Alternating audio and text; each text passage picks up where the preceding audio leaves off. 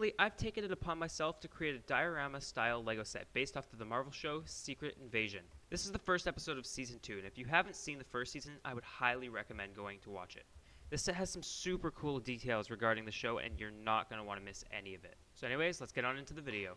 Hello everyone, and welcome on into another LEGO Marvel custom set review on my channel. Today we are checking out my newest Secret Invasion LEGO set. This is still in the style of the diorama sets and will serve as the first episode of Season 2. Of course, this is also based off of the Secret Invasion show, which came out earlier this summer.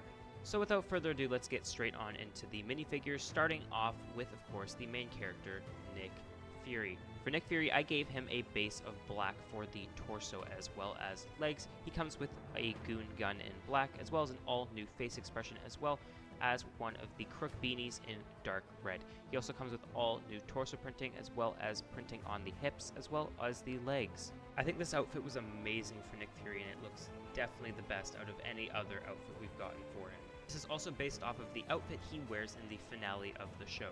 Our next minifigure in the set is, of course, the main villain of the series, and that is Kingsley Benadir's Gravik. And this, of course, is his human form. Of course, as you will see later on in the set, there is also a Skrull version of him.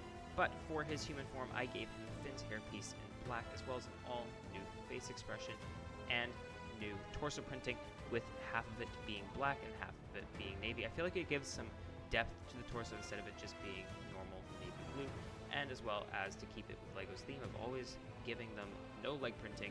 Of course, he just comes with some regular black legs.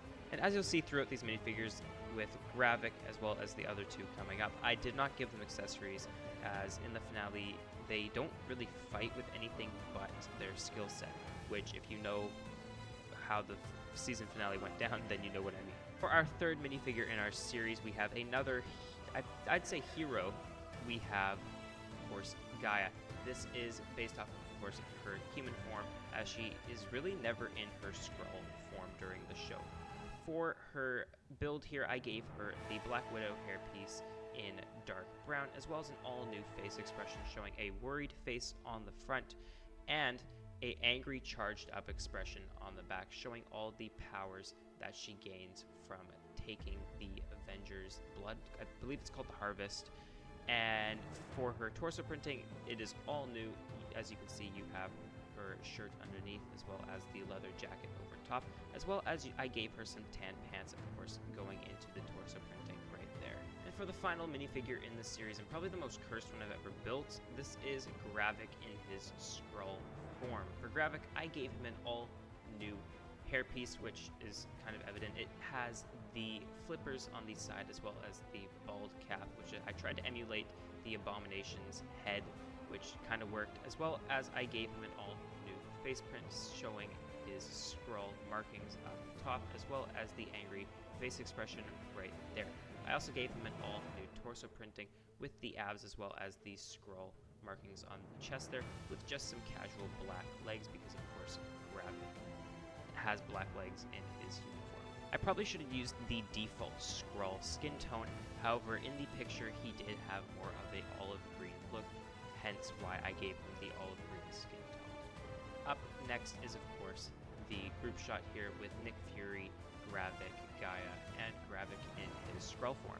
And now moving on into the main build of the set, here we have the attack on New Skrullos. For the build, I decided to go with the New Skrullos courtyard, which is of course compiled of a few walls with light gray, dark gray, as well as some teal bricks, as well as some crates all throughout it with some foliage, as well as some rockwork. And of course, keeping with the quotes that I usually have on these display sets, here is the quote. It is, "I'm Nick Fury even when I'm out and in," which is what he says while talking to Rhodey in one of the episodes.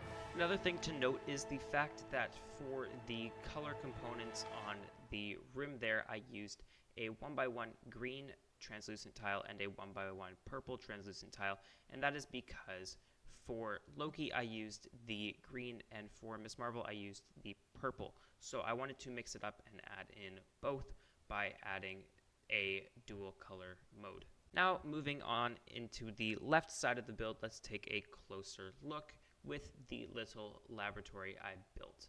On the far back right side of the wall, you have a shelf with some bioorganic chemicals there, which is just two translucent tiles in both red and yellow placed on the hopper tiles. This shelf, honestly, pretty simple. It's just supposed to take up some space, with, of course, to the left of it being a little desk with a lamp. Another simple build, but I think that this little laboratory works pretty well and works well for the concept of a science lab kind of experimentation lab. In the lab here, as you can see, we also have a window, which is outlined by a teal window sill piece, which I think would work really well as a line of the teal blue bricks, just to keep that consistency of the teal blue in the build. And now, moving into the courtyard, here we have Gravik and Gaia fighting outside with this pretty well-crafted courtyard. As you can see on the left, you have a scaffolding build, which is a smaller scale of the ones I did in my Falcon and the Winter Soldier build, if you guys saw that video.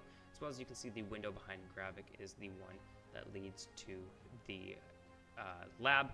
And throughout this, you can see a lot of rock work as well as some foliage, making use of the shrub pieces from the Lego Star Wars display sets. I believe it is the Battle on Endor one. As well as you can see right below Gravik is a pathway just carved out of the wing piece. I call them wing pieces in dark green as the grass. Another detail is all the broken boards as well as the pile of boards in the middle right there, just to fill up some more space. And of course, I also included a little stream of water right next to Gaia there. Behind Gaia are also some more boards, as well as above Gaia you have a little walkway where you can place your minifigures up there. It has a railing using the bow staff pieces as well as some black droid arms, and below that to the left you also have the courtyard doors, which just swing open into really nothingness, but you can see below that is the outline of the build, and scattered across the build there is some rock work over here, as you can see, with some 1x1 flat tiles, and over in the far right with some 2x2 round tiles. And zooming back out here, you can get a better look at everything with the scaffolding as well as some more boards, as well as I included some random pieces of the scaffolding leaning up against the walls there, which I think is another nice area of design.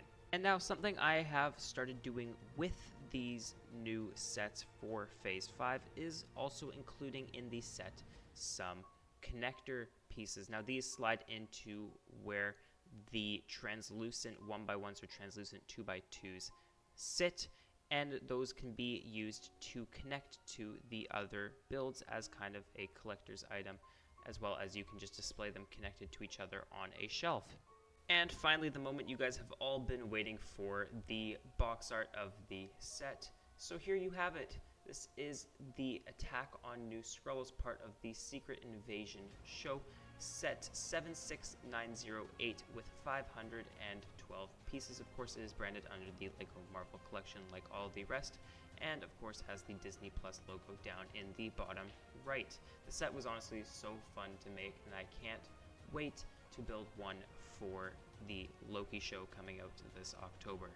Included into the box art, of course, is all the highlights behind the set, as well as all the shiny elements. As you can see, I put a aura around Gaia over there, as well as some jumping signs for Gravik to see that he is hopping off the ground.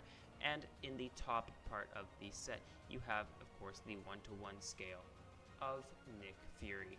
But anyways, if you guys did go on to enjoy the video, please make sure to subscribe and like the video, as that helps me see what you guys want to see from me, as well as it pushes me out to more people who want to see my content or who might even like it. But anyways, guys, thanks.